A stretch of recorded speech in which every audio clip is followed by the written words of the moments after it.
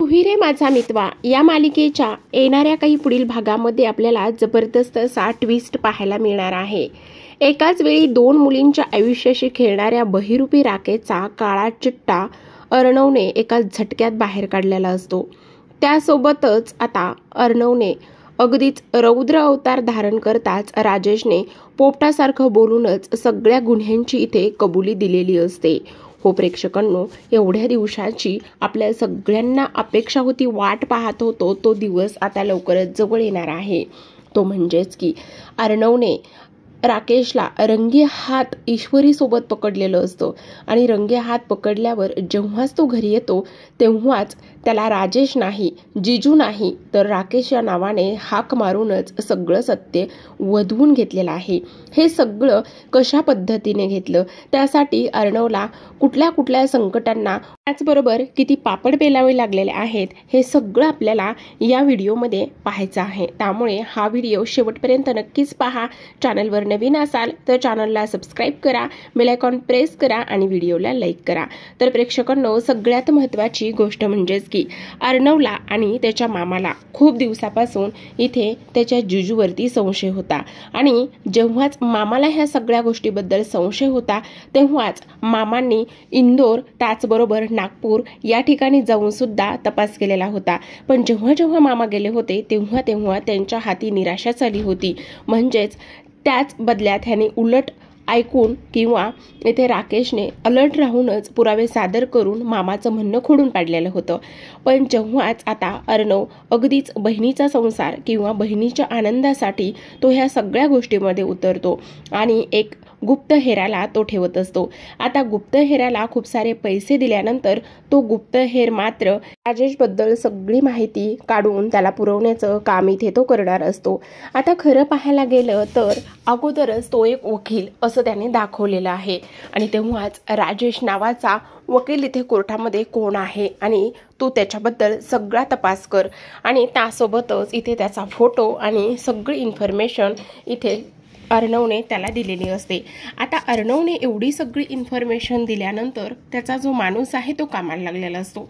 पण हा कोण आहे आणि त्यासोबतच हा माझा डिटेक्टिव्हिटी का करत आहे, माझ्या पाठीमागे हे नेमकं चाललेलं काय आहे, हे सगळं राकेश शोधून काढत असतो।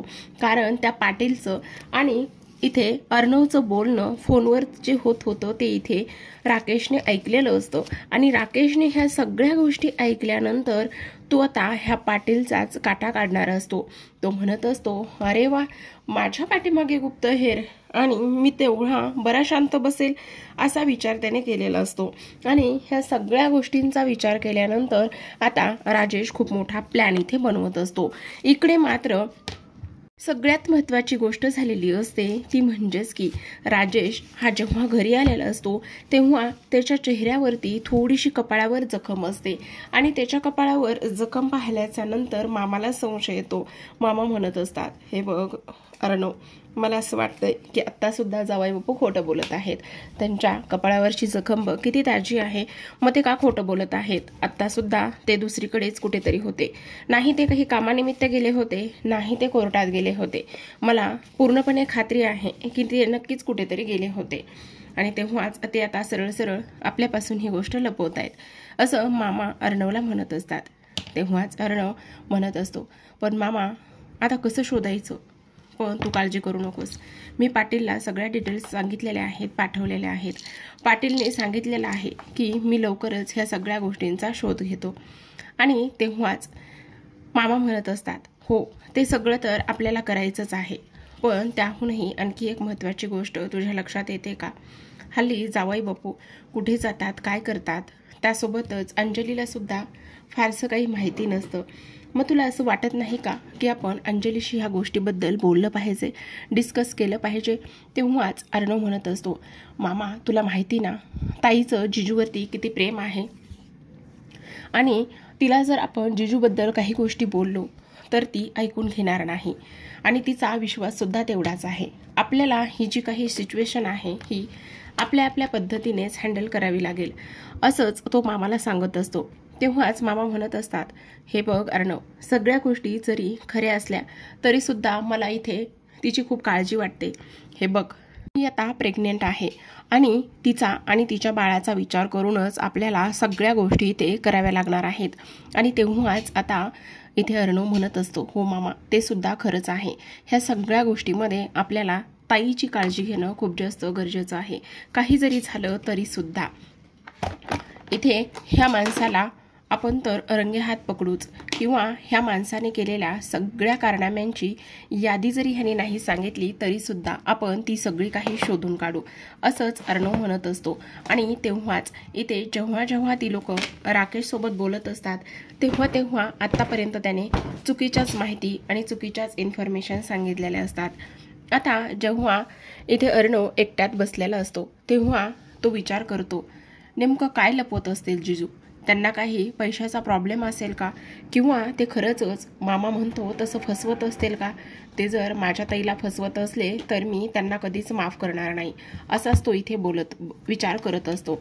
आणि तेव्हाच त्याला आठवतं, माझी ताई, आई गेल्यापासून तीच माझ्यासाठी आहे. आजी आणि ताई ह्या दोघींसाठी मी काहीही करू शकतो, आणि ह्या दोघीच माझ्या आयुष्यामध्ये किती आणि कशा इम्पॉर्टंट आहेत. त्या दोघींच्या चेहऱ्यावर मी अजिबातच इथे दुःख आणि अश्रू बघू शकत नाही. आणि जर खरंच हे जे जिजू आहेत ते माझ्या ताईला फसवत असतील तर मी कधीच माफ करणार नाही. मी ताईशी सुद्धा ह्या बाबतीत बोलायचा खूपदा प्रयत्न केलाय, पण तिचा एवढा जिजूवरती विश्वास आहे की ती मात्र काहीच ऐकून घेण्याच्या किंवा कसल्याच मनस्थितीत नसते. काय म्हणायचं तिला तरी, बिचारी एवढं प्रेमच करत आहे त्यांच्यावरती. आणि ह्या सगळ्या गोष्टींचा आता विचार केल्यानंतर इथे अर्णव विचार करत असतो, नाही, आज तर सगळं काही फायनल होणारच आहे. आज पाटील सगळ्या गोष्टी इथे सांगणारच आहे, असाच तो इथे विचार करत असतो. मग आता काही जरी केलं तरी सुद्धा ह्या सगळ्या गोष्टींचा शोध इथे घेतलाच पाहिजे. ताई किती प्रेम करते जिजूवरती, पण तरी सुद्धा अर्णव हा तिच्याशी बोलायला जातो. तो म्हणत असतो, ताई, मला तुझ्याशी थोडंसं बोलायचं आहे, आणि ते सुद्धा जिजूबद्दल. अरे बोल ना, काय बोलायचं आहे? आणि तेव्हाच तू हल्ली जरा त्यांच्यावर अविश्वास दाखवतोस का? मला त्यांच्या बोलण्यातून जरा दाखवलेला आहे त्यांनी, किंवा दिसलेला आहे की हल्ली जरा अर्णव माझ्याकडे जास्त चौकशी करत असतो. तू त्यांच्याकडे काही चौकशी केली आहेस का? तेव्हाच अर्णव म्हणत असतो, हे बघ ताई, मला असं वाटतंय की जिजू नक्कीच काहीतरी आपल्यापासून लपवत आहेत. अरे काही लपवत नाहीयेत, त्यांना ना थोडंसं हे बघ त्या अनाथ आश्रमाचं टेन्शन असतं, त्यासोबतच इथे त्या ज्या NGO मध्ये काम करतात ना त्यांचं सुद्धा टेन्शन असतं. आणि तुला माहिती ना त्यांचा वकिली पेशा आहे, गरिबांना किती मदत करतात ते, त्यामुळे ते जरा तुला टेन्शनमध्ये वाटत असतील, पण तसं काहीच नाही, असं अंजली अगदीच ठाम विश्वासाने बोलल्यामुळे आता अर्णव काही फारसं तिच्यासोबत जास्त काही बोलू शकलेला नसतो. पण इथे सगळ्यांनाच माहिती असतं की अंजलीचं इथे तिच्या नवऱ्यावर म्हणजेच राजेश रावांवर किती प्रेम आहे, त्यामुळे फारसं तिला काही कोणी बोलायचं सुद्धा नसतं. आणि तसं पाहायला गेलं तर ती सगळ्यांचीच लाडकी असल्यामुळे सुद्धा ह्या गोष्टी जरा तिच्यापासून थोड्याशा वेगळ्याच ठेवल्या जायचात. आता सगळ्यात महत्त्वाची गोष्ट म्हणजेच की हे सगळं झाल्यावर अर्णव पुन्हा खोलीमध्ये येतो, आणि पुन्हा खोलीमध्ये आल्यावर तो पुन्हा एकदा विचार करायला लागलेला असतो. तेव्हाच विचार करत असताना तो पुन्हा एकदा पाटीलला फोन करत असतो. त्याच्या मनामध्ये विचार येतो की नाही, पाटीलला पुन्हा एकदा फोन केलाच पाहिजे, कुठपर्यंत त्याचा तपास आला आहे ह्या गोष्टी तर आता इथे शोधून काढल्याच पाहिजे, असाच तो इथे विचार करतो. आणि ह्या सगळ्या गोष्टींचा विचार केल्यानंतर आता दुसऱ्या दिवशी सकाळी तो त्यांना फोन करत असतो. दुसऱ्या दिवशी सकाळी फोन केल्याच्या नंतर पाटील काही फोन उचलत नाही, आणि तेव्हाच इथे मामा म्हणत असतात, काय झालेलं आहे, तू फोन कोणाला करत आहेस? तेव्हाच तो म्हणतो, मी पाटीलला फोन करत आहे, पण पाटील काही केल्या फोन उचलत नाहीये. तेव्हाच काय झालेलं आहे, सगळं काही ठीक तर आहे ना? तेव्हाच तो म्हणत असतो, हो सगळं तर ठीक आहे, पण मला खूप जास्त काळजी वाटत आहे की नेमका पाटील बरा तर असेल ना? तर प्रेक्षकांनो, जशी अर्णवला काळजी वाटत होती अगदी तसंच इथे पाटीलच्या बाबतीत झालेलं असतं. म्हणजेच आता सगळ्यात महत्त्वाची गोष्ट की इथे जो पाटील आहे त्याला इथे राकेशने पाहता क्षणी किडनॅप केलेलं असतं, आणि त्याला किडनॅप केल्याच्या नंतर आता इथे खूपच मोठी गोष्ट झालेली असते. आणि ती म्हणजेच की जेव्हाच आता राजेशला समजतं की हा त्याच्या मागावर होता, आणि मागावर असल्या कारणाने तो म्हणत असतो की काय चाललेलं आहे, तू माझ्या पाठलाग करत आहेस, ह्या राजेशचा पाठलाग करत आहेस, आणि चक्क गुप्तहेर पाठवलेला आहे. कोणी पाठवलेला आहे हा गुप्तहेर? त्या अर्णवने पाठवलेला आहे का हा गुप्तहेर? आणि त्याची एवढी हिंमत झालेली आहे की त्याने माझ्या पाठी गुप्तहेर पाठवले ठेवलेला आहे आणि हे सगळं ह्या पद्धतीने झालंय, पण मी हे सगळं कसं सहन करेल, असंच तो इथे बोलतो. ह्या सगळ्या गोष्टी तो इथे बोलल्यावर आता तो म्हणत असतो की तुम्हा सगळ्यांना माहिती नाही मी कोण आहे, काय आहे, आणि त्याचबरोबर सगळ्यात महत्त्वाची गोष्ट म्हणजेच की आता तुला इथेच पडायचं आहे, इथेच सडून राहायचं आहे, कारण काही जरी झालं तरी सुद्धा तुला इथून बाहेर कोणीच काढणार नाही, असाच विचार आता इथे तो करत असतो. त्यासोबतच आता जेव्हा तो तिथून निघून जातो आणि जेव्हा तो तिथून निघून गेल्यावर लगेचच आता इथे पाटीलचा अर्णवला फोन आलेला असतो आणि फोन आल्यावर तो म्हणत असतो मी तुम्हाला एक ॲड्रेस पाठवतो, तुम्ही तिथंपर्यंत येऊन पोहोचा. आणि तेव्हाच तो म्हणतो पण झालेला आहे तरी काय. त्यावर तो म्हणत असतो हे बघा तुमची कार वगैरे काहीच घेऊन येऊ नका, मी तुम्हाला सगळ्या गोष्टी इथे आल्यावर सांगतो.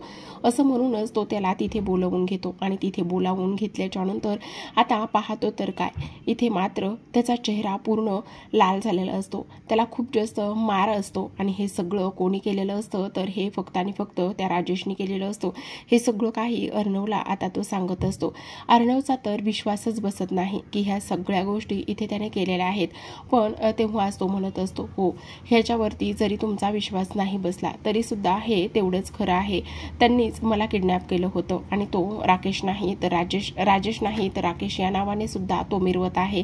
आणि तुम्हाला मी अगदीच खरं सांगत आहे की हे सगळं त्यानेच केलेलं आहे. तुम्हाला आणखी एक गोष्ट सांगू तर तुमचा जो काही दाजी आहे किंवा तुमच्या बहिणीचा जो नवरा आहे तो इथे कुठलाही वकील नाहीये किंवा तो कुठल्याही कोर्टामध्ये काम करत नाही, तो फसवतोय आणि आता सध्या एका मुलीच्या मागावर आहे, ती म्हणजेच की तिचं नाव ईश्वरी देसाई आहे. आणि हे सगळं मी शोधून काढले. हे सगळं मला जेव्हा समजलं आणि त्याला कळलं की आता ही गोष्ट मला समजलेली आहे आणि तेव्हाच त्याने इथे मला किडनॅप केलेला आहे, हे सगळं काही तो इथे सांगत असतो. आता ह्या सगळ्या गोष्टी इथे त्याने सांगितल्यावर मात्र अर्णवला विश्वासच बसत नसतो. तो म्हणत असतो पण तुला हे किती मारलंय. त्यावर तो म्हणत असतो हे बघा साहेब, ह्या गोष्टीचा तुम्ही जास्त विचार करू नका, सगळ्यात महत्त्वाची गोष्ट म्हणजेच की तुम्ही इथे तुमच्या बहिणीचा संसार वाचवा किंवा तुम्ही त्या मुलीचं आयुष्य वाचवा.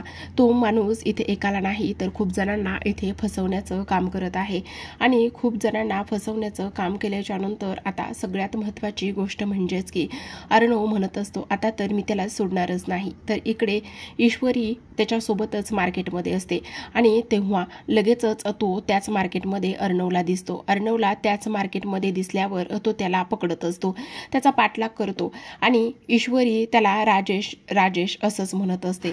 ईश्वरी राजेश राजेश म्हटल्यानंतर आता जो अर्णव आहे तो एका गोष्टीचा विचार करतो, म्हणजेच हा राजेश आणि राकेश एकच आहे. पाटीलने जी माहिती दिलेली आहे ती अगदी चोख आणि अगदी बरोबर आहे. पण नाही, काही जरी झालं तरी सुद्धा ह्या गोष्टीला मी आता अजिबात माफ करणार नाही. मी सुद्धा आता हे सगळं काही माझ्या पद्धतीनेच हँडल करतो, हे सगळं आता मी माझ्या पद्धतीनेच बघतो, असंच आता इथे अर्णव म्हणत असतो. आणि कशा पद्धतीने तो इथे ईश्वरी बरोबर फिरतो आणि काय करतो हे सगळं काही अर्णव मात्र इथे दुरूनच पाहत असतो.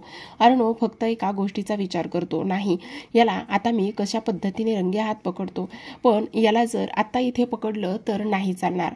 इथे हा माझ्या किती नाही म्हटलं तरी अर्णव राजेश शिर्केच्या बहिणीचा नवरा आहे, त्यामुळे ह्याला तर माझ्याच पद्धतीने मी इथे जाब विचारणार आहे किंवा शिकवणार आहे चांगलाच धडा, असंच आता अर्णव विचार करतो. अर्णव आता तो घरी जातो आणि घरी गेल्याच्या नंतर तो त्याचीच येण्याची वाट बघत असतो. घरी तो अगदीच आडोशाला लपून बसलेला असतो. कधी एकदाचा तो येतोय आणि कधी एकदा तो आल्याच्या नंतर मी त्याचं जे सत्य आहे ते सगळ्यांसमोर आणतोय, ह्याच गोष्टीचा तो आता इथे विचार करत असतो. आणि तेव्हाच खूप मध्यरात्र झालेली असते. मध्यरात्र झाल्याच्या नंतर आता तिथे राकेश आलेला असतो. राकेश तिथे आल्याबरोबरच अर्णव त्याला पाठीमागूनच आवाज देतो राकेश म्हणून. आणि तेव्हाच तो म्हणत असतो अरे राकेश, काय चाललं आहे, कोणाला म्हणतोस तू राकेश, तुला दुसऱ्या कोणाला आवाज द्यायचा आहे का. अरे असं काय करतोयस अर्णव, तू मला जिजू म्हणत नाहीस, राजेश म्हणत नाहीस, डायरेक्टच राकेश म्हणतोस, तू बरा तर आहेस ना. तेव्हाच तो म्हणतो हो मी तर बराच आहे ना, पण तुमचं काय चाललेलं आहे. तेव्हा तो म्हणतो हे बघ काय करतोयस तू. तेव्हाच आता अर्णव त्याला धो धो मारत असतो. तो म्हणत असतो, तुमची कशी हिंमत झाली एवढं सगळं करण्याची, माझ्या बहिणीला फसवण्याची, एकाच वेळी एक नाही तर 2 मुलींसोबत इथे नातं जोडण्याची. त्याचबरोबर इथे तो म्हणत असतो, ए अर्णव काय बोलतोयस, तुझं तुला तरी कळतं का, तुझी हिंमत कशी झाली एवढं सगळं काही बोलण्याची. तेव्हाच तो म्हणत असतो, हिंमत कशी झाली, पुराव्यानिशी इथे मी बोलत आहे. आणि तेव्हाच ईश्वरीसोबतचे सगळे पुरावे इथे तो त्याला दाखवतो. आणि दाखवल्याच्या नंतर आता मात्र दोघांमध्ये झटापट होते. पण अर्णव आता त्याला धो धो मारत असतो. एवढा मारतो की अक्षरशः त्याला काय बोलावं काय नाही हे मात्र कळतच नसतं. तर आता प्रेक्षकांनो, हे पाहणं खूपच इंटरेस्टिंग आणि रंजक असणार आहे की आता कशा पद्धतीने अंजली समोर इथे अर्णव राजेशचा खरा चेहरा समोर आणेल आणि त्यासोबतच तो तुला फसवत आहे हे सुद्धा सगळ्यांना सांगेल.